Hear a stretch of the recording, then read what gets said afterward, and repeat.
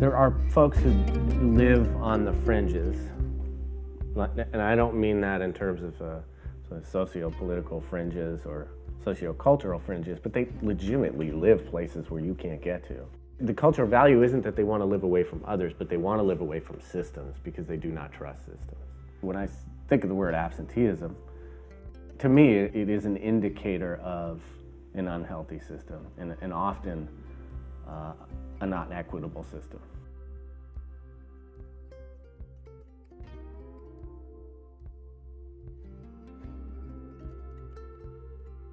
But if we think about why rural areas like ours have high rates of absenteeism, I look at the inability to separate, their experiences with the community as a whole, their experiences with education intergenerationally and familially, and their lack of trust of systems. I think of absenteeism as a symptom, just like I would a cough as a symptom of a flu. The dirty little secret about rural America and in Paradise, there's the concept of the exclusionary practices that schools, well-intentioned, I'm sure, practiced, that led to kids dropping out and not returning. We have a really taxed behavioral health system. We have a few nonprofits that do the best they can, but we don't touch the need that children in this county have. One of our frustrations as a student services department has been that a lot of resources historically available to us have been offered through a very urban lens. Through the rural lens, we know that we really have to provide access as opposed to the other way around. Instead of saying, here's the service, come and get it, we have to say, here's the service, how can we get it to you?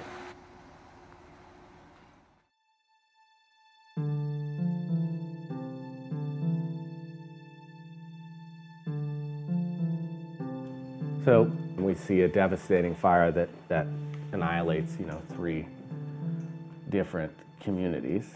We know that we were already hurting for, school-based interventions for mental health. We were already hurting for how do we deal with high rates of suspension and expulsion? How do we deal with absenteeism?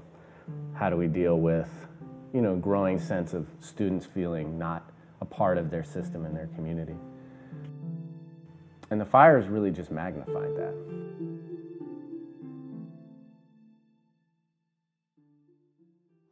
Both my parents were on drugs, so then my dad would go to jail for theft. So it would just be my mom and then her friends. So my parents would be too busy doing what they were doing that they wouldn't take me to school. Or if I would ride on the bus, they wouldn't be able to pick me up. So I'd probably be by myself in a random place.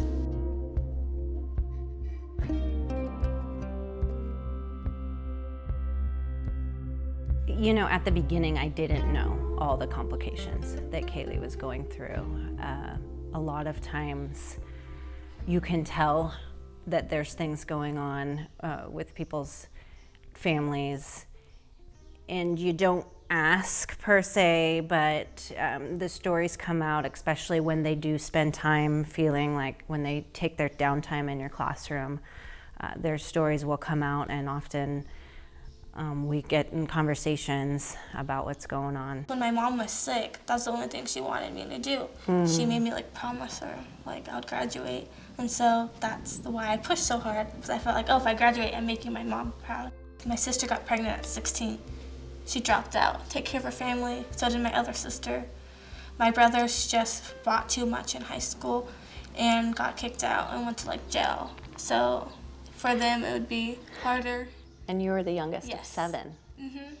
She seen me as actually being able to make it. My niece had her children at a young age, so while she was trying to finish school, I would stay home from school on the day she had school to watch her kids. When dealing with chronically absent students, it feels a little impossible to know how to move forward with that student. Sometimes I'd miss more than a couple days a week. Other days I'd go for a week.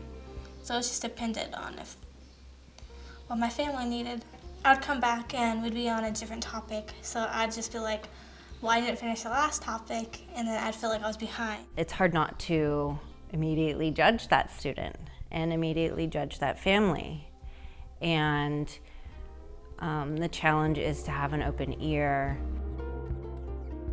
When I think of chronic absenteeism, I think one of the most devastating pieces of it is if that's a child in a family who's already experiencing a sense of isolation, that we know when you talk about healthy development and you talk about healing from adversity of any kind, isolation, social isolation is the absolute worst thing.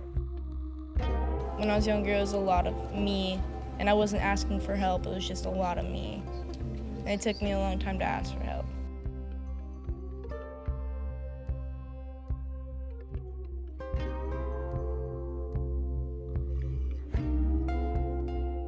There'll be times I miss the bus and I'll like run frantically like door to door in Sterling. I'll be like, "Can you take me to school? Are you making it down the hill?" Yeah, it was really hard, but I really wanted to go. There's a lot of things that go on in our family, but I seem to prevail it a lot. I don't know. I guess I just watch and learn. That's my thing, is to watch and learn and to follow a right path until I see otherwise. Kaylee's not an aberration. There are a lot of parents that aren't taking care of their children. I have probably about 3 to 5 students every year that I have under my wing with very similar situations. The zero tolerance policies of the last 20, 25, almost 30 years did its level best to push students out of the system. And we excluded a lot of kids. I have seen it over and over and over again, how easy it is to dismiss kids and families. Because if they are problematic when they come to school, there's a collective sigh of relief when they no longer come to school.